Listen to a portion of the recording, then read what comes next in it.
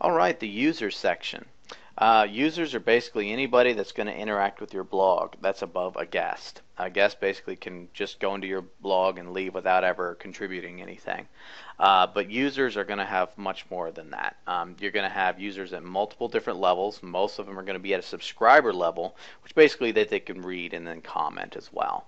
So basically, this is the users overview where you can edit users and different actions such as that. You kind of probably already get a feel as to what this section, how it's pretty much laid out, because it's laid out very similar to pages and posts and all those other things. So you pretty much will get a quick grasp of exactly what this is. In order to add a new user, if you don't have users that can currently register themselves, which is a feature in the settings that we'll go over later, basically you can add them manually. So you can go under here under the users in the navigation, go to add new, and you can fill out all their information. So your username, their first and last, all this general stuff that you want to put in here. You also want to send the user the password by email. You can do that if you want. You can have that option in there. And down here is probably the most important part of it, and that's the role. Whenever you're adding a user, you want to be able to set the role to whatever they are going to be. There is 5 different roles available: subscriber, administrator, editor, author, and contributor. And depending on what you add depends on what they're going to be able to do. A subscriber and a contributor is only going to be able to do very, very limited things. A subscriber can only comment and read. A contributor is only going to be able to edit current posts and delete unpublished posts and very, very basic things.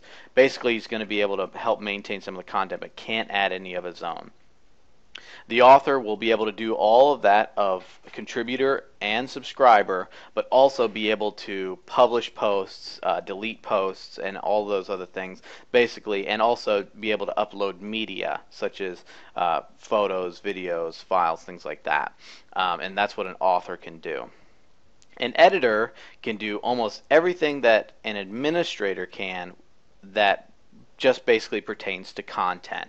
They're going to be able to moderate comments. They're going to be able to approve posts and pages and things like that that the authors have put up. They're going to be able to do anything basically whenever it comes to content. So if it has something to do with content, then the editor is going to be able to do it. The administrator is going to basically be able to do everything that's in the site. That is the user that you are when you first installed your blog. You're going to be able to do everything content related plus all back-end stuff, such as being able to plugins and themes and other such maintenance type things that are within the site is going to be as of an administrator's role. So actually, WordPress has a roles and capabilities list within its codex, which is basically like its gigantic instruction manual.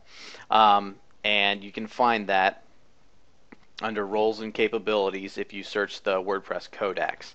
And it actually has a table for you to look at exactly what each of the users can do. And a lot of people don't really know exactly what each user can do. So this actual table is very, very useful to have. So, and you can get that actually at the link at the bottom of the screen. So, and that is pretty much what you do to add a new user. Another thing you can do is you can edit your own current profile, and that's basically very straightforward.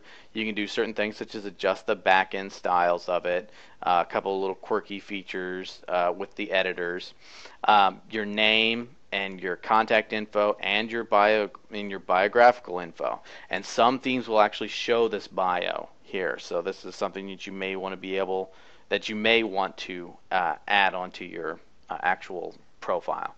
And also you can do your password change right there. And if you click profile, everything will be updated.